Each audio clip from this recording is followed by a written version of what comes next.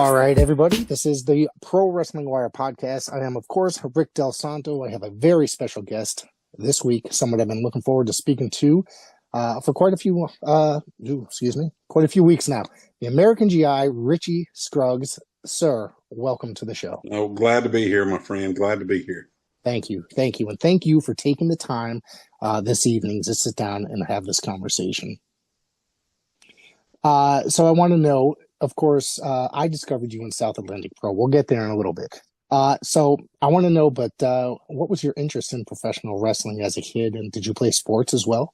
Yeah, I played, you name it, and I played it. I played soccer and football, basketball, wrestled in school, and, of course, coached wrestling for years at the school level. And actually was working with the U.S. Olympic wrestling team in 95 and 96 in Atlanta. So wrestling's pretty much been a part of me, probably since I was, able to walk. Oh, wow. Lived in Georgia. So every Wednesday night we would go to the Omni and watch Georgia Championship Wrestling. And I can remember being a little fella drawing in my art books in school, and I'd always get questioned by the teacher, "What are you doing, Richie? You're supposed to be doing this, and here you are drawing wrestlers again." And it was always, "Well, that's what I'm going to do one day." And man, when I was one of the little guys in school, I graduated high school. I weighed 170 pounds, was barely 6 foot, and then my freshman and sophomore year of college, I got up to 6'4" and was pushing probably 320 pounds when I got into wrestling. Wow. So I grew up a lot. And then people's like, "I can remember when you was a little guy saying that you was going to be a professional wrestler one day." And, I've been doing it ever since, bro. That's 1990 or 89. Started training in 1990, had my first match. So it was crazy. Let's talk about that. How did you end up getting into the world of professional wrestling? And I want to know who trained you, because I know where your area was, but you weren't trained by, say, Nelson Royal? No. It's funny. It's a funny story, but it's a great story. Okay. But living in Shelby, North Carolina, I actually was neighbors with the Raging Bull, Manny Fernandez. Okay. And that was back when Manny was in WCW, and him and Rick Rude were tag team champions. And me and Manny hit it off from the get-go. We worked out together at there was a gym in Shelby called the Iron Bar Gym, and Rick Starr, who was also a professional wrestler, trained there with us. We worked out together, and Manny was always on to me about, "Oh, come on, Rich, you need to get into professional wrestling." And there was times when they would come in from a trip, and he would call and say, "Hey, man, is there any way you can come pick me up at the airport?" And, of course, I would drive him around town and just got to know Manny. And I don't remember where we were at. I want to say it was Concord, North Carolina. We got there early, and Manny said, "Hey, just get in the ring with me." I had an amateur background, had been wrestling all through school, all through high school, and was coaching wrestling at the time. And he said, "Just get in the ring a little bit with me, and let's roll around a little bit." And, man, I'm telling you, once I stepped through those ropes, what a feeling. And I never even taken my first bump. But like I said, I had a great amateur background, and Manny did too. Manny was a 4-time state champion. And so we just got to doing a little bit of amateur wrestling, some reversals. And, 15 or 20 minutes later, we stopped, and he's like, "What'd you think about it?" And I said, "Man, I loved it." And he said, "Well, that's all there is to it." I mean, of course, we hadn't done any bumps or anything, but I mean, I could carry. I pretty much had my very first match in the ring with him just by chance. And he had a school in Granite Falls, North Carolina. And I come home that night and told my wife, said, "I think I'm going to be a professional wrestler." And she's like, "What?" And I said, "Yeah, Manny's got a training school in Granite Falls. They train 4 nights a week." And she said, "Well, if that's what you want to do, as long as it doesn't interfere with your career." And I was working at the school system then. I said, "No, it's in the evenings and then on the weekends." And, man, once I started, I always tell people it's kind of like the Karate Kid movies. Daniel LaRusso gets beat up for months, and it's like, when am I going to get the punch or kick? Well, that's the way it was with Manny. Man, he used to beat the far out of me every night, 3-4 nights a week.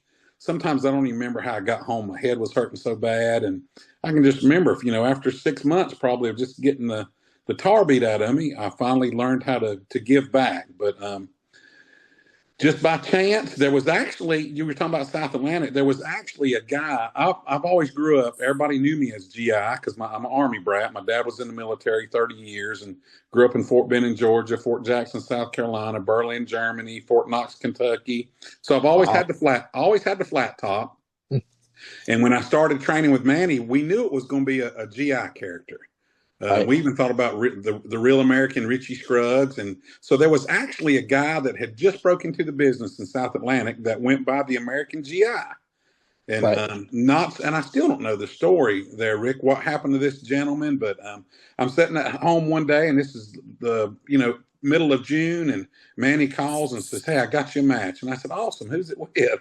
And he said, "Well, it's the 4th of July in Charlotte at the Coliseum against Ivan Koloff." And I was like, "What?" And he's like, "Yeah, but I need you to be the American GI." So they had already built this match up with the Russian Bear versus the American GI, flag versus flag match. And we took off from there, man. I remember getting in the locker room, Manny introducing me to some of the guys in South Atlantic, and I sat down next to Ivan. And it's funny, on the way to Charlotte, and I said it was Coliseum. It was one of the convention centers.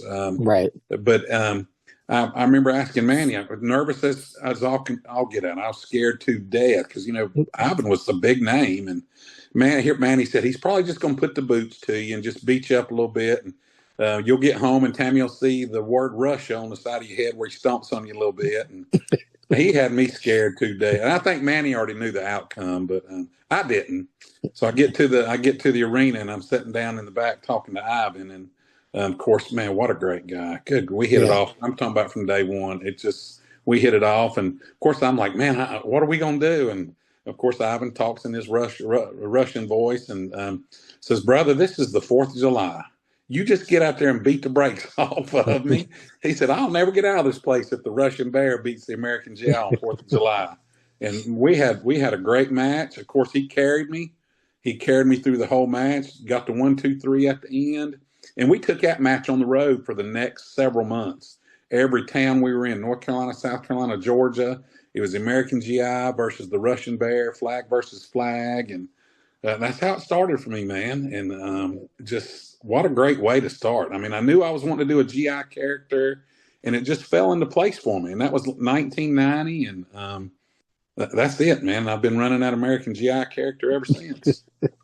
Yeah, I mean that's actually kind of great because not many people stick with their I guess the gimmick their entire career. You know what I Yeah, mean? For that's that it. long. Well, Yeah. I run a heel gimmick sometimes too. We can Okay. talk about that later, talk about that now. But my Sure. Go baby, for it. well, even my heel character, I can tell you how that started if you want me to. Uh, Absolutely. I'm working with the well, South Atlantic. I'll tell you a little story there. South Atlantic, I Sure. was with them from 90 to 92, and you can go back and see some of the talent. I mean, we had Ken Shamrock, Ricky Steamboat, Wahoo McDaniels, and just a big number of talent back in It those was days.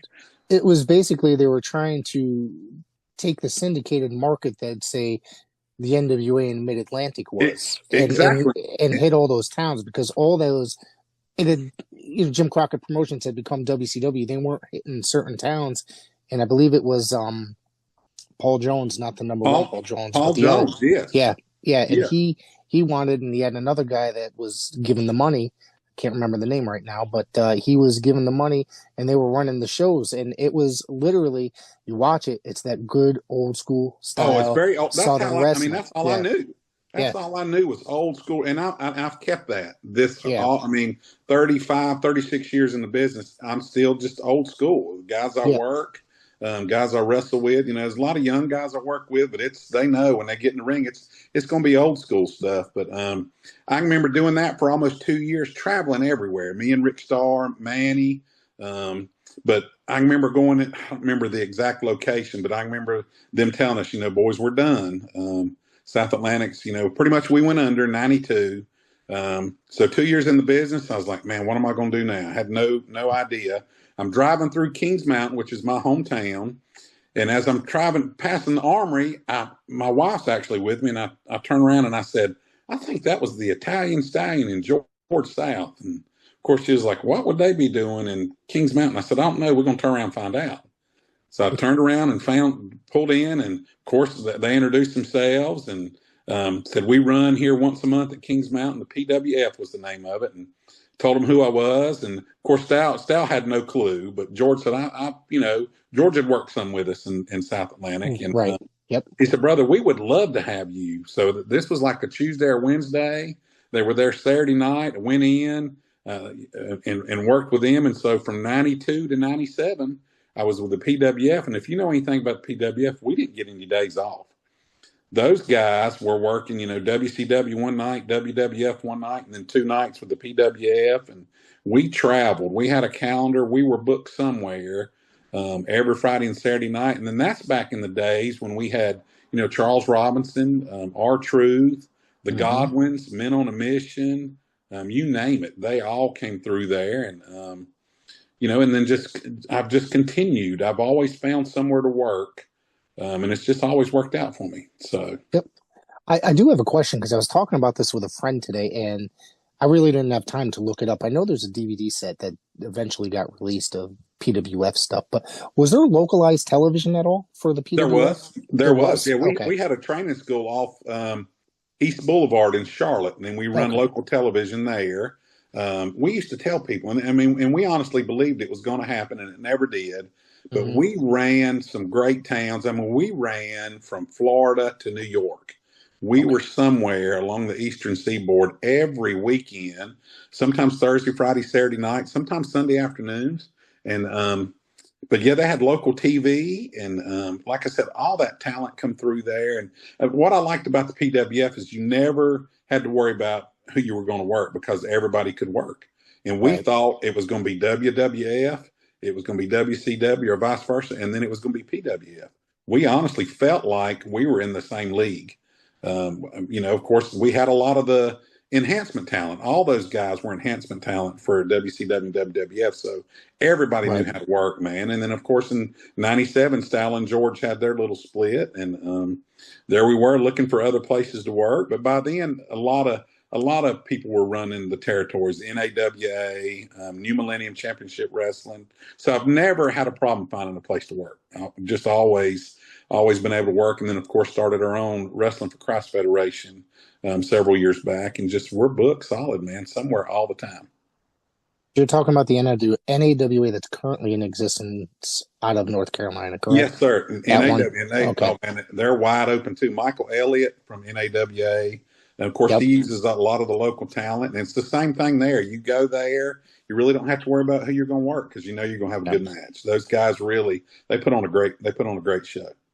I live up in Connecticut, and I don't really get down to North Carolina that often.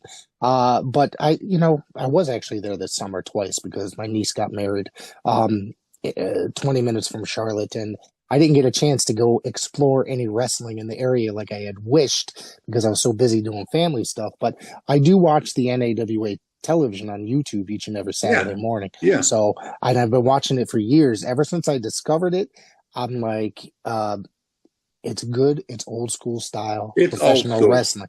The kind of wrestling I grew up with. Like I said, growing up in Connecticut, I did not have everything was WWF up here, right? Oh, for And sure. and Yeah, and but I always geared towards watching the NWA World Class and all that kind of Southern type stuff because that's what I liked a lot. It's like watching that good Southern old school style oh yeah, wrestling yeah. as compared to the commercial kind of I guess wonky childish type stuff. You know what I mean? With all the gimmicks, I still watched it, but I enjoyed watching like the NWA and stuff like that way more than say WWF growing up. And see, that's what I grew up on. I didn't know a whole lot about the WWF. It was always Georgia Championship Wrestling or World Class Championship Wrestling. And Yep. of course, as I started training in wrestling, then you meet a lot of those guys. A lot of Right. those guys that break into the business or guys that are leaving the business. And we ran a show here a couple of weeks ago. And, we always used the Barbarian, and we had Heath Slater on the card, and Great so guy. it's Yeah. still fun to get those guys to come, either the breakout stars that are leaving us and going to do TV and making it big. Cedric Alexander was one of them that come out of wrestling with George South. He was a George South student. I consider myself a George South student, but I started out with Manny. But I always tell people I'm a George South guy because I traveled with George for 7 years there. We were inseparable. I mean, me and him and Stal and the rest of the Right. guys. We were somewhere every Friday and Saturday night. And when I say we were putting butts in the seats, we were putting butts in the seats. I mean, you can imagine going to a house show and seeing Mo and Mabel before they broke out and became Men on a Mission, or Henry Godwin, or Charles Robinson refereeing, or R Truth, or so we always had some great talent. Always had some great talent. I actually did see come across some footage of you working with Men on a Mission prior Oh to man, them becoming Men on a Mission, when they were actually that Harlem Knights is what they yes, were. they were. Yes. They were. They were in South Atlantic for just a little bit, and Yep. Big Mabel, bless his heart, he's passed on.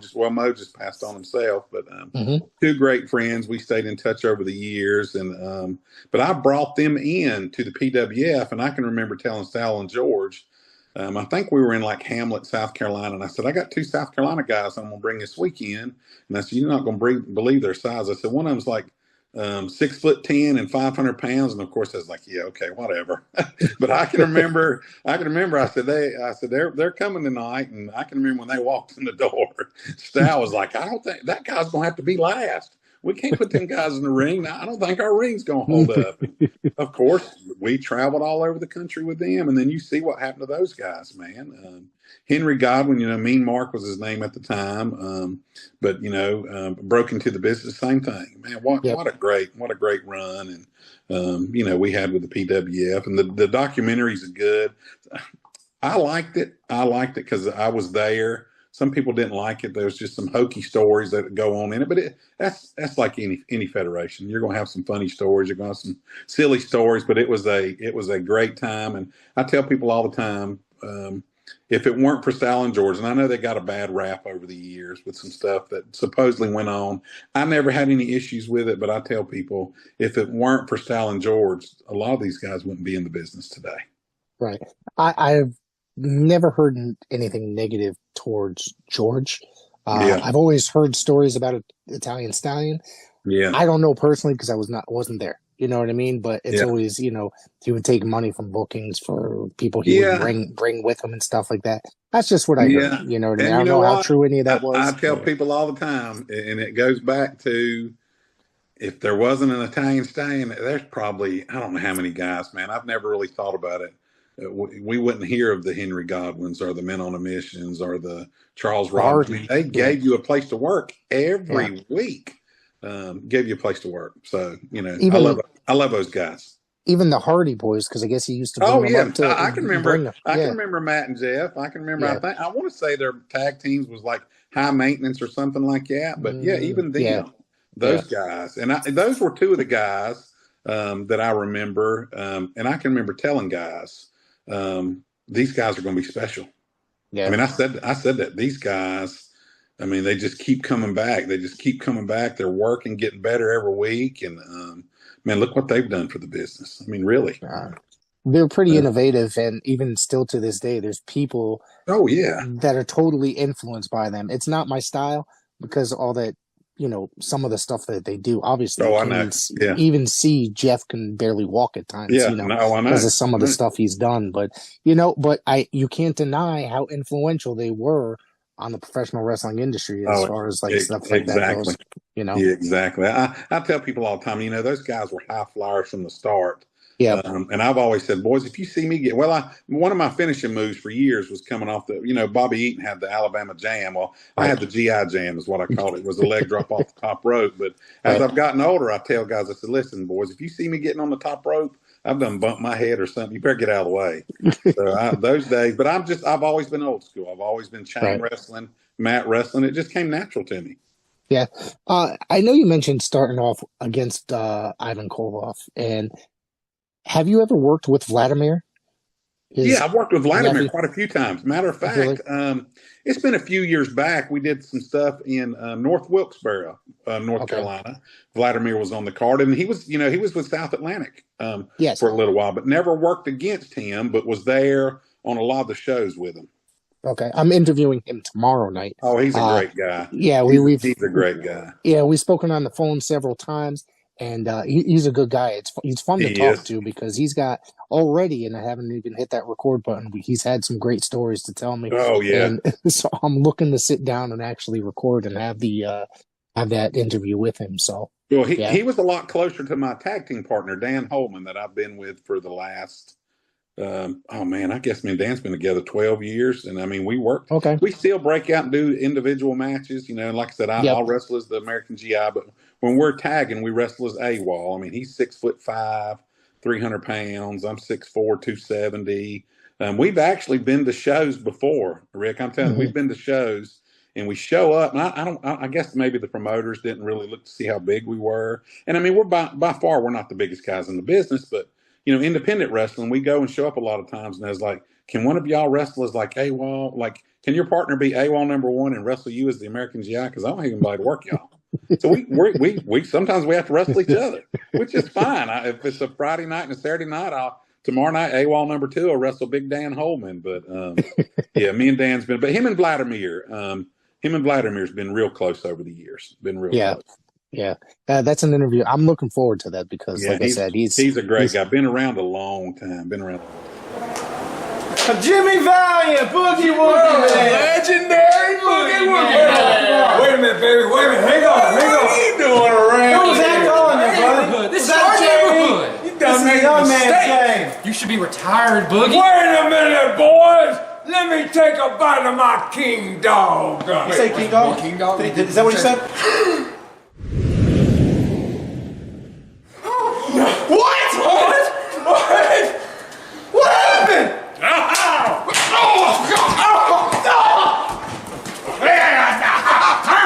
Come on, boy.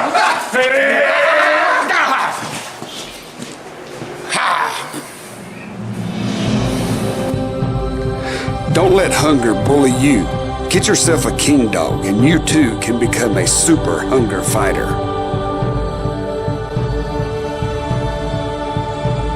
Secondhand Heroes and Home for Wayward Villains is a comic book shop and gaming store that also features Magic the Gathering and D&D. Located at 18184 Leesville Road in Ebbington, Virginia, Secondhand Heroes is your one-stop shop for you to get your nerd on. Open 7 days a week at 11 a.m. They don't close until the dice stop rolling. They buy, sell, trade, barter, and haggle, specializing in collectible toys, both vintage and modern, comics, Magic the Gathering, video games, console, and arcade cabinets to play, all set to free play. Host your game night with us. Monday night D&D video game competitions, and so much more. Something for the collector and gamer in us all. Call 434-317-0121 or shoot us an email with any questions to secondhandheroesva@gmail.com. Note, secondhandheroesva@gmail.com. That's 2ND, handheroesva@gmail.com. Come game with us. Did you just mention a couple minutes ago that you started your own? You started running We your own did. shows? Yeah. We did. I'm I tell people all the time, I'm a Christian who just happens to wrestle. So I've always shared, not necessarily shared the gospel or tried to shove religion down people's throats in the locker room, but I've always, I don't know. I've always, like I said, I've never lost my faith while wrestling. I know it's easy to do. I mean, I've been around a lot of people that, there's good and bad and everything, and you can take what some people think's bad and turn to good. And that's what I did with professional wrestling. And I started traveling over to the Philippines in 2008. And it is so funny. I went over there with the director of International Baptist Outreach Missions, and he had told some of the Filipino families over there that I was a professional wrestler. So I'm sitting in the hotel one night, and there's a group of teenagers, started out like 4 or 5, and before I know it, there's 40 or 50, and that they've all got their phones or they got their computers out, and they're all looking at me and looking at the computer and looking at me. And what they're actually doing is, there was a match where I worked one-man gang, and there was another match where I worked Jimmy Snuka, and they were watching those matches. And so, from then on out, I became GI over there. And I started carrying my belt over there every year when I travel over there. And so I started using wrestling as a way to share the gospel. And then 2017, one of our local pastors from the Philippines came to the United States and came to one of our shows. And next thing I know, he's out there with his tape measure, taking notes. And he just asked me, he said, GI, if I build a ring in the Philippines, could you get some guys to come over and wrestle for us? And I said, sure. If you kind of like the Field of Dreams movie, if you build it, they will come. Well, that's what he did. And I told him, I said, brother, listen, if you'll build that ring, whatever it takes, I'll get guys over there. So in 2019, Wrestling for Christ was started. And we took a group of me and some of the guys went over there. And I remember our smallest crowd that first year we were there was 10,000 people. That's the smallest crowd. We've wrestled in front of 18 to 20,000. But we go over every year since 2019. We travel over every year. I go over for a month at a time. Like we'll pick the month of June or pick the month of July. I mean, it's not all wrestling. Like we might just do 6 shows.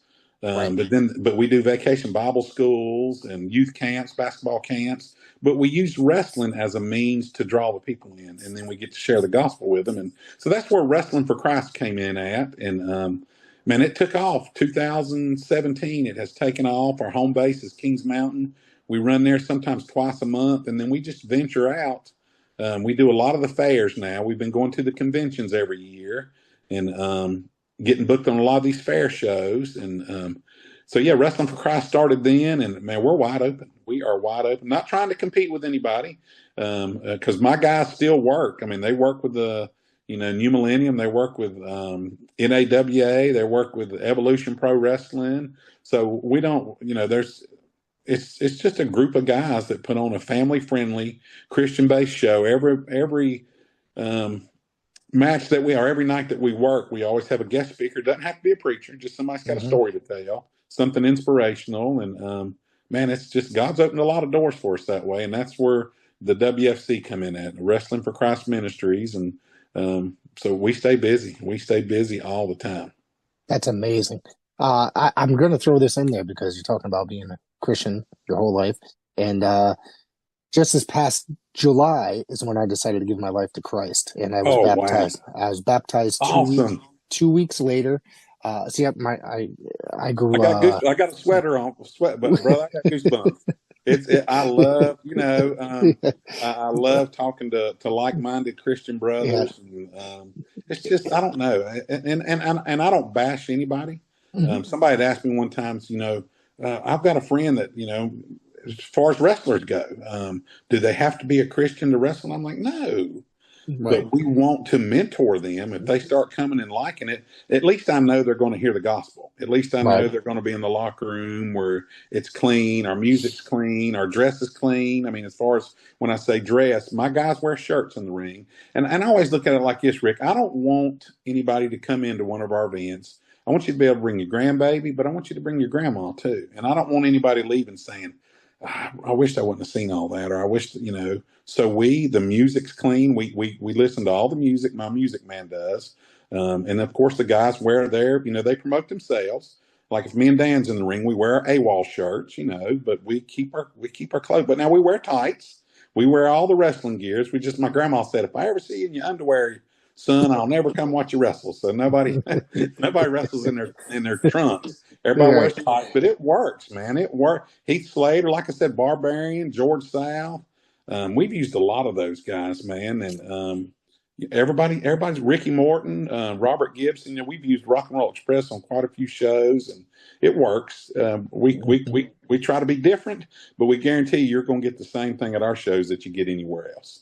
That's amazing. I'd love to check it out sometime if I'm ever in the area. Well, we definitely got our YouTube channel too. Our Wrestling for Christ has a YouTube channel. We've been on Abundant TV, which is a Christian television network. We are supposedly, I don't know what the latest numbers were. Our last numbers, we were in, I want to say 200,000 plus homes through Abundant TV. And it's funny because like 50,000 of those are out of the Philippines. Wow. That get to watch us every Saturday night at 6:00 on Abundant TV. And it's just an app you download on your phone and it's free. But now we've stepped away from that as of late because we were having to run every week just to keep up with the TV time. But we're in the works now, maybe trying to put on a monthly special, what they consider their pay-per-views, which is free, but we would consider it, our big pay-per-view. We'd bring in a couple of big names, but Yeah, our YouTube channel has taken off too, so it's keeping us busy. Well, I just found you on here, and as we speak, I just hit the subscribe button. So Awesome. Awesome. I'm going to be checking this out Yeah. when we get done here tonight, because I love that kind of stuff, and I'm going to definitely check out some of your stuff. Like I said, I ended up marrying a pastor's daughter. That's the ironic part. After not going to church Oh man. for not going to church for 30 years. And I Yeah. started going after she begged me to go to church. I said, I'm not going. Yeah. I'm not going. I said, Yeah. fine.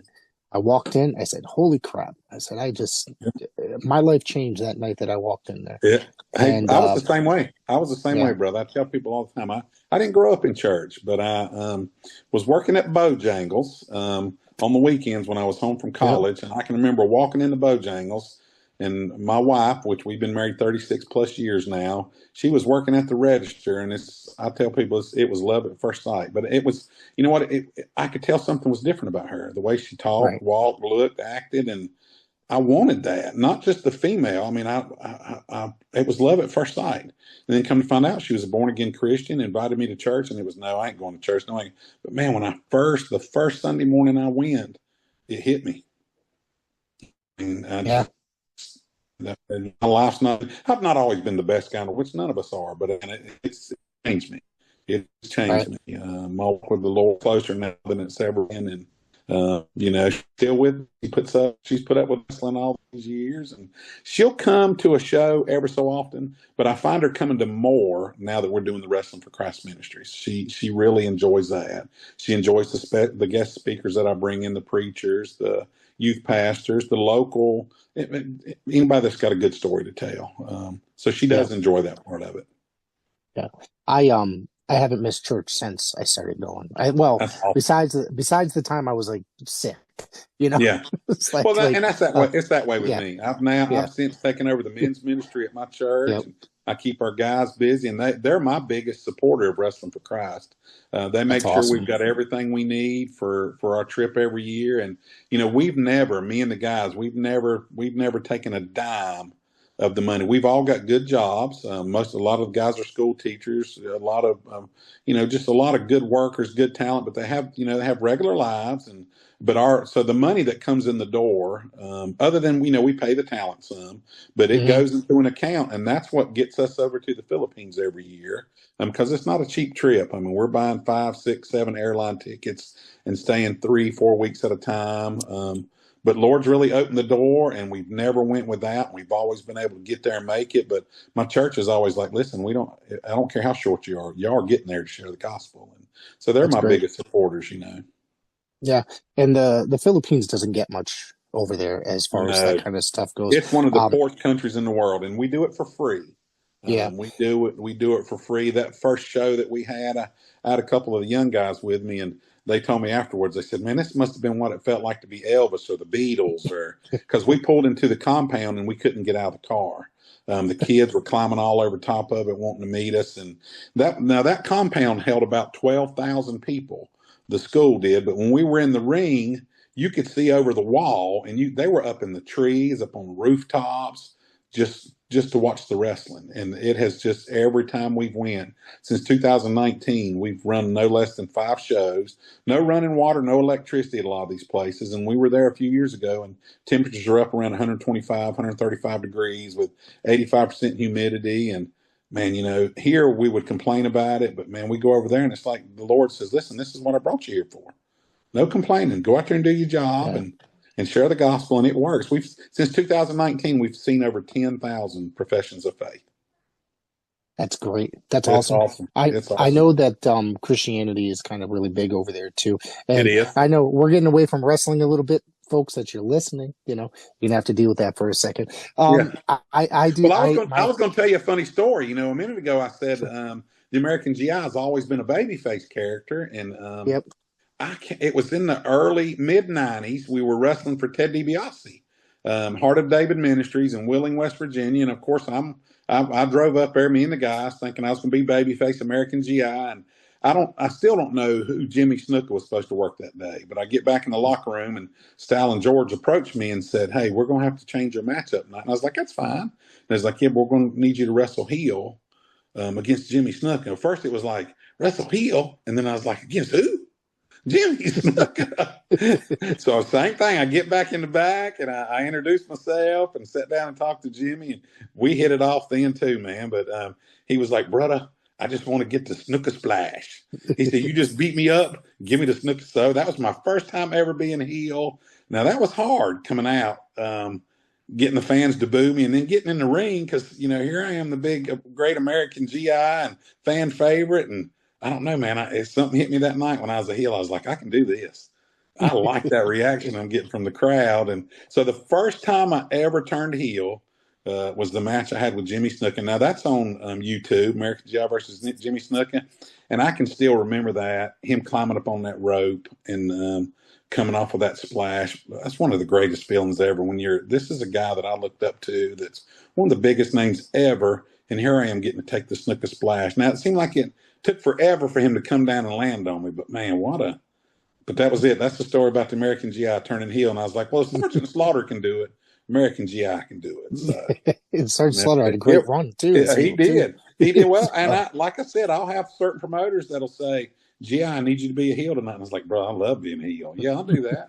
I'll do that. But I'll come out and kiss the babies and shake hands and wave that American flag if you need me to do the baby, and I'll get the USA chants going. But if you want me to be the heel, I'll leave the flag and come out and boo everybody. And I dabble I get people mad at me when I start dabbling into politics, because if I know I'm going to a town that's, big Trump supporters, American GI gets in there and I'll say, America ain't what it used to be. If y'all would have voted my man Biden in one more time, then they really start booing. You're vice versa, whatever town I'm in, I kind of pick and, but I just love the business. Yeah. Yeah, it's definitely fun. I got involved actually older as I was. I think I was like 40-something years old. 2019 is when I started getting involved doing commentary for local promotions and stuff like that, because I started my podcast in 2019, and about 6 months later, somebody asked me to do commentary for one show and literally just took off from there. I'm telling you, man. Yeah. So, and I've been having a blast, almost 6-7 years later. So it's just, I got a show a few times a month, you know what I mean?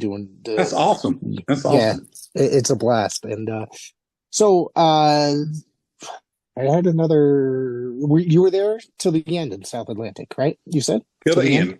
92.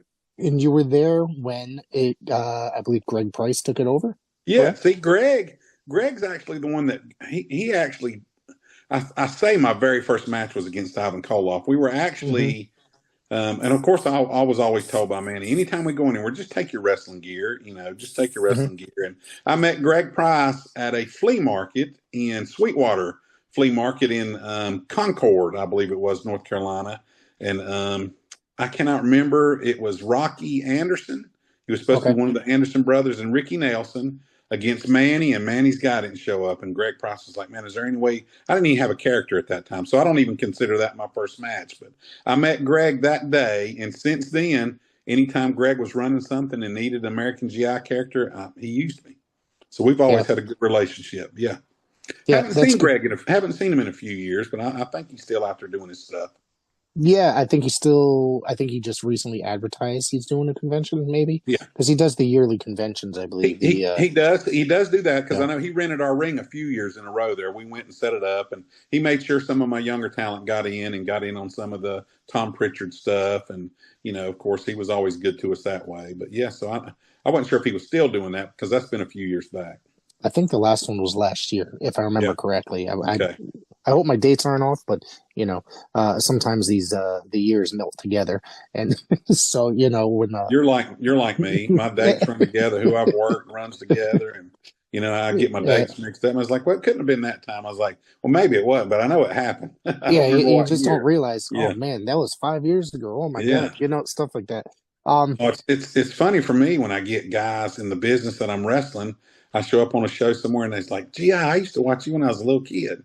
So, I'm soon to be 60 years old, 58 years old. So I still love it. I still love it, brother. It's still in my blood. I just love entertaining. I love Secondhand Heroes and Home for Wayward Villains is a comic book shop and gaming store that also features Magic the Gathering and D&D.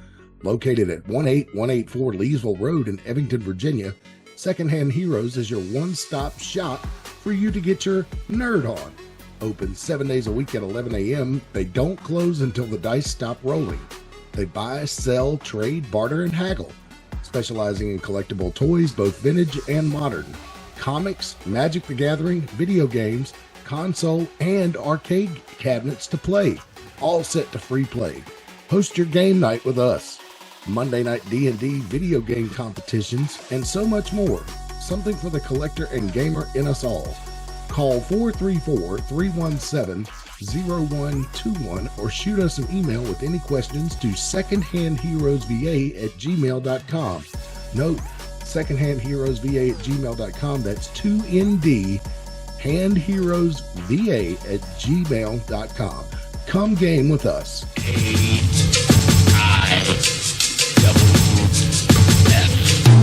It's AIWF. Wanna see the best wrestling? Where to connect? The squared circle, the place you have to earn your respect. So get right with the program or you'll get left. AIWF across the US and all over the globe. We are live and direct. So tune and see who wins and lose stuff for the Lord. This match just got you over. I gotta say that, obviously I've seen on social media that you guys, for 58 years old, you're still in incredible shape, looking like a professional wrestler. Well, I'm a personal trainer. I still run the gym in the mornings, 3 days a week, 4 days a week. So, all right. Yeah, I'm still, I had my bumps and bruises, shoulder surgeries on both shoulders. That's kind of slowed me down, but once they heal up, like I said, I can get out there and I know the guy that I'm working wrestling with. I'm not going to get hurt, so I can still do it. I can still do it, and like I said, I'm in the gym. I usually leave the house at 4 a.m. and have my first client come in at 5 or 5:30, and there till 9 o'clock every day. So yeah, I try to stay in the best shape I can. And plus, I got a new grandbaby. It'll be a year old next month, so Pawpaw wants to be around for a while. Well, that's awesome. My daughter just gave birth yesterday to my very first grandchild. Congratulations, Pawpaw. Yeah, we've got one. And I just left there. I said, listen, Pawpaw's got to go. I got to do a podcast tonight. Pawpaw's got to go home. Yeah. We were in New Hampshire when I found out, and I'll tell this story real quick before we start moving on. And my wife was graduating from college on Saturday night. We stayed overnight. It's about a 2.5-hour drive. And then my daughter's husband texted me a picture because they were in the hospital since Thursday that I was filling up at the gas station. Pictures of the baby. The baby had been born in the meantime. Oh, wow. And I was like, oh my God, I didn't even want to leave. I stood there for about another half hour after I filled the car up, just looking at pictures and I'm talking. that way, brother. Yeah. You hear it. There's nothing like grandbabies, man. I tell you what, I can't get enough of this little fella. Yeah. He's Pawpaw's buddy, that's for sure. That's awesome. Awesome. So back to the wrestling. So you said how you ended up in the PWF. You said you ran into George and Stallion, and then they got you over there. I also saw that you took part in a bunkhouse stampede battle royal, January 15th, 1993. And I believe that the Harlem Knights, which was Men on a Mission, as we mentioned earlier, they were in there, and a bunch of other guys were in there. And what was it like working this battle royal with these gentlemen? What's funny is you said that is PWF was known for battle royals. We knew every Friday and Saturday night you didn't change, you didn't get out of your gear because there was going to be a battle royal. And man, those are some of the best matches too. You always tell the guys, listen, you can't do all this crazy stuff with 15, 20 guys in the ring, but, and, you name it, they were all in there, Godwin's, Matt and Jet, anybody that come through the PWF can tell you about a bunkhouse stampede or a battle royal. We did them all, and the fans loved it. The fans loved it, and you never knew who was going to go. I used to get guys mad at me, and I shouldn't tell this story because, the guys that'll see this will be like, I was wondering why he did that, but I can. Sal would never tell anybody who was going to win until it started. So as soon as GI made the entrance to the ring, whoever I locked up with, I'd say, Sal said I was going over. So I'd toss them out and it'd get down to the last few guys. And then I'd find out who was going over, and then I'd get tossed over. But but guys would get sussed. And that's what I said, American G, I was going over tonight. I might have been in 100 of those things and maybe won 2 of them. But I told everybody every time I was in, I'm going over tonight. They were fun. Nobody does that anymore. I mean, occasionally you'll see NAWA has a big event every year where they do the bunkhouse stampede, but we did them. We did them every night, sometimes 3 nights a week. We did battle royals. It was just great. And then if we were in certain towns, like we were known to run the naval bases, Norfolk, Virginia, we would get some of the naval guys in there. We'd let them. Of course, we always took care of them, but some of the soldiers would get in there. We've had football coaches. We've had preachers get in there in the battle royal, and man, those are fun times. I forgot how much fun those were. Yeah, it doesn't. 93. That was a young GI back in those days. Well, Doug, a lot of the information I found up was around the first 3-4 years, and this is a classic wrestling podcast, so I like watching the old school stuff. But George South and Gary Royal used their legendary gimmick, the Cruel Connection, and you locked up with them a few times under that gimmick as well. So, funny story about that is after Gary Royal and George ran that forever. They were the original Cruel Connection. Yes. I mean, they were good. They were good. George wrestled as everybody. He could tell you stories, and he'd show up at a WCW card or whatever, Jim Crockett Promotions, and Ric Flair would say something like, "I saw George's cars out in the parking lot. I want to work him tonight." And he's like, "Well, I've already got him working once." And Flair would say, "Well, put him under a gimmick and wrestle me." And then somebody else would come in, Road Warriors would come in and say, "Saw George South's car out in the parking lot." And he's like, "He's already working twice." And he's like, "Well, throw him in another gimmick. We're going to wrestle him tonight." And George was that way. So it got to be where George and Gary would be in a match, but Cruel Connection be in there with us too. So you didn't know who was in that Cruel Connection outfit, but right. George is still going as strong today as he's ever been. I mean, he works. I tell people he's the hardest working man in professional wrestling.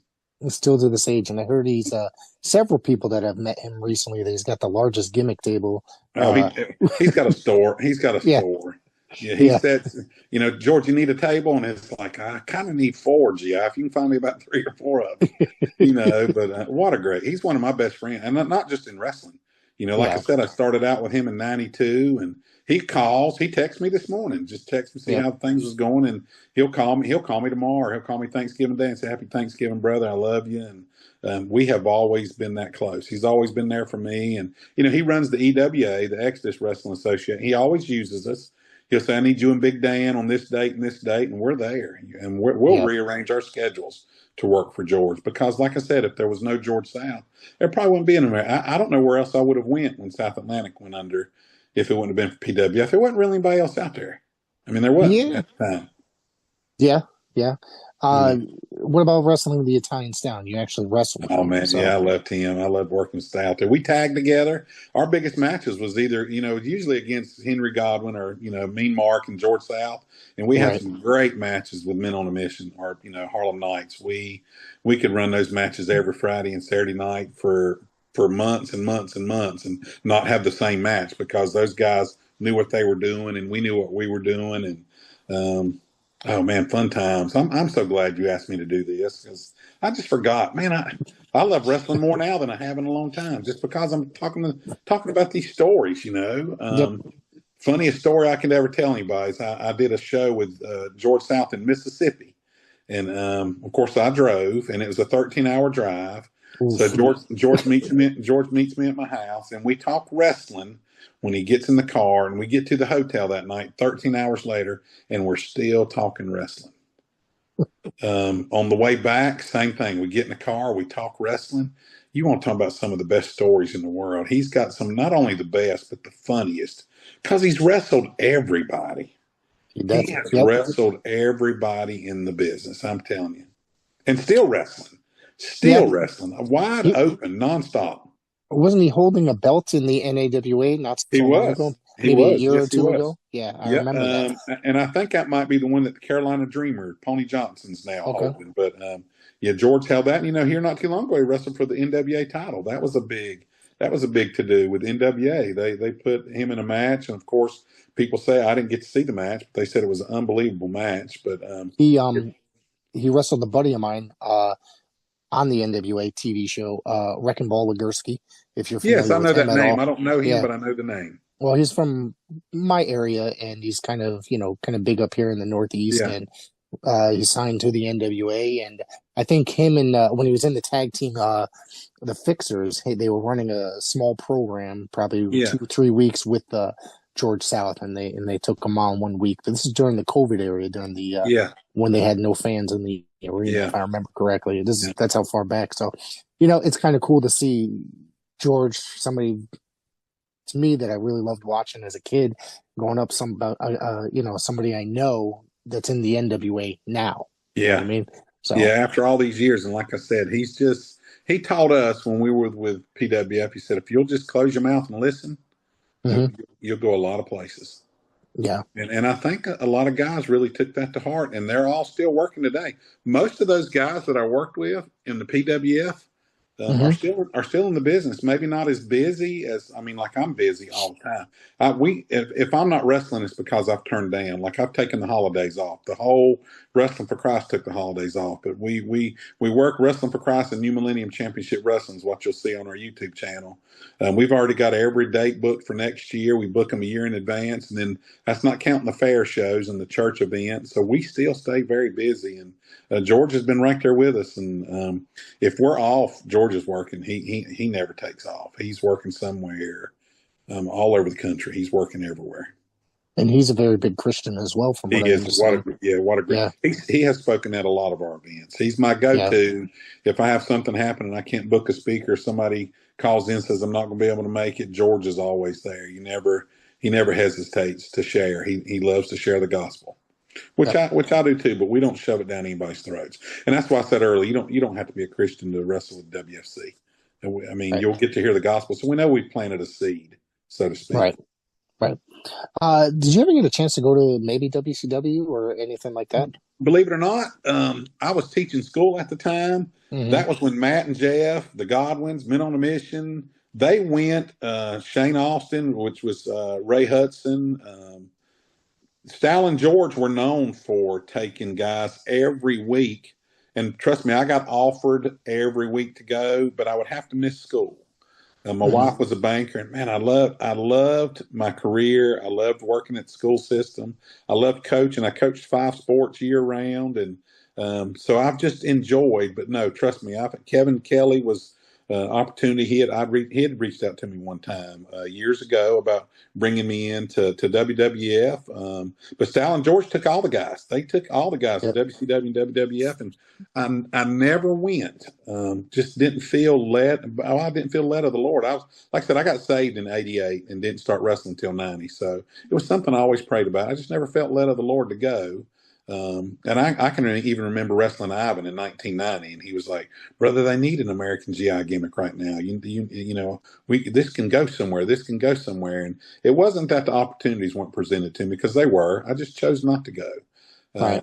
The same thing with ECW. I went. Greg Price got me on a card at ECW. I worked Scott Powers that night, packed house at Spartanburg Coliseum, and I'm not saying this because it's me, but I think me and Scott, we were both trying to get a job. Right. We probably had the best match of the night. That referee kept telling us to slow down, and we had him sucking wind. He's like, "Y'all are killing me." And he was like, "Brother, we trying to get jobs. We trying to get jobs." And but I went home that night. My wife said, "What'd you think?" And I said, "I thought I wanted to do this, hon, but I don't want to go on the road. We're trying to start a family back in the early '90s, and." Right. So I just never did. I just never went on the road, and but Lord knew that back then what I was going to be doing today.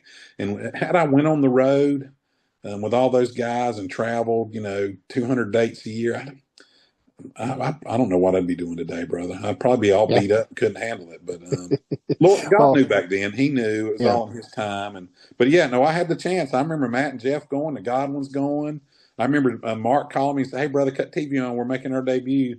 Men on a Mission calling me, "Hey, GI, cut TV on. We're making our debut tonight." And I was always proud of those guys. Even when me and my brother went to US, me and my brother tag team together. He was actually my first tag team partner. He wrestled as Hillbilly Willie. You might come across that somewhere. Okay. Would come to the ring with a live raccoon, and Stal and George hated that because when the raccoon got excited, it pooped everywhere. And But we went to Memphis and Yep. was offered a job. I mean, went up there and worked, and then the same thing on the way back. We drove 11-hour drive, and they were wanting us to start the circuit, leave for Arkansas the next night. And I was like, man, I just don't think I want to do this. I really don't. I love wrestling, but I don't think I want to do it. Leave my family and travel. Right. So I never. But the opportunities were there, and I've loved every minute that I've done it. But yeah. When you say Memphis, were you talking USWA? USWA. At the time? Okay. USWA. Right. Yeah, I mean, we walked in the locker room and Brian Christopher, Jerry Lawler, the Moondogs, Right. Sid Vicious, all those guys, Spellbinder, they were all in the locker room with us. And, it felt great being there, but I always pray about everything, and I just never felt comfortable. Yeah. Never Well, the Lord will tell you. The Lord will, Exactly. tell you if you need to, if it's something that you need. You know what I mean? Yep. So, Yep. And I always tell people, if I'd have done all that, there might not be a WFC. I don't know, but it was all in God's timing, anyways. But yeah, absolutely. What a great business, though. The sport of professional wrestling, the entertainment of professional wrestling, there's nothing like it. I mean, there's nothing like it. Yeah. Yeah. I've met some of the greatest people and made some of the greatest friends through the world of professional wrestling. I'll tell you that much. Me too. And they're still my friend, not just in wrestling. Yeah. I mean, outside of the ring, I've actually reached out to Ricky Morton. If I've seen somebody's wife sick or kids sick, or they're just a phone call away, man. I'll call them, text them. Robert Gibson's been real good about that. He'll just send me a text, say, "Love you, brother. Have a great day," and just out of the blue, they do that. I never was on a card, even years later when Ivan quit wrestling, that I wasn't there, that Ivan would just grab me by the hand and set me down at his gimmick table. And everybody would come by and he's like, "I want you to meet my buddy, American GI." I was his very first match. And man, yeah, I've just made some of the best friends that I've ever had in the business. Right. Yeah. So besides the Wrestling for Christ, what else are you up to today? Now, you said you're personal trainer. Personal trainer and just being a pawpaw. I own a transportation business here in town, local transportation business. Me and my wife do, but my son runs it, and my brother works for me. He's my dispatch guy, but we've got a pretty good sized business. We run, 5 days a week, and wife retired from the bank, and so we're pretty much being mama and pawpaw, other than the gym life. But I'm done with that. I start at 5 a.m. By 9 o'clock, I'm done and got my whole day. And then just booking the shows. I reach out on my personal Facebook page and the Wrestling for Christ page. We're in the process of raising our support now. So any churches, and it doesn't have to be wrestling. Sometimes I'll just have a church that'll say, "Can you just come in and speak and share your ministry?" Yeah, I'd love to just share my ministry with you. So I'm always out trying to raise support for the ministry, and it keeps me busy. But I still, man, I keep my bag with me. If somebody says, "We got a show tomorrow night, can you come?" Brother, I'm there. I'm loading that bag up and jumping in the car, and I'm in the ring before you know it, brother. I still love it. After all these years, I still love it. I love sitting in the locker room, hanging out with the guys, and no matter how big the crowd is. You know how independents are, Rick. Of course. You could have 5 people. You could have 500 people. You still put on the same show, though. I tell people all the time, I'm going to go out there and wrestle the same match I would if I was wrestling in front of 10,000 people. But I've been to shows. I've been to it. shows where there's 10 people, like you said, 5 people, whatever. I've been to shows where there's 1,000, 2,000 people. And see, you never know. You never. Yeah. Now, the one thing I love about the Philippines is we know, because it's free, and they know we're coming. We know we're going June the 2nd through the 16th. So those preachers are already over there building it up. So when we go, the ring set up, they just come in droves. But we love it, and we love it. I still enjoy it as much today as I did my very first match. Yeah, we'll have to have you back here as it gets closer to your trip to the Philippines, if you don't mind. Yes, sir. And we'll nail that and talk about that. I would love that. I would love to do that. All right. I want to say thank you for joining me today. I don't want to get off here without doing. I do everybody the same way, brother. If you ever feel led of the Lord and want to go to the Philippines with us, I want everybody to go. I think everybody should. Everybody has a mission field, wherever. It could be your next door neighbor, it could be your backyard, it could be the next town over. But I always invite people to the Philippines. So this is an open invitation. If you ever talk to your wife, say, "Hey, I think I want to go on a mission trip. Richie Scruggs invited me to go to the Philippines." This is your invite, brother. I'd love for you to go with us. I'd love it. So thank you. I appreciate that. thank you for joining me here today. And everybody, check out Wrestling for Christ on YouTube and YouTube. course, Yeah. And we got yeah. our Facebook page, Wrestling for Christ Facebook page. And then, of course, Richie G.I. Scruggs on Facebook. I just share the ministry stuff most of the time. That's right. Check us out. Absolutely. Thank you again. No, thank you, my brother.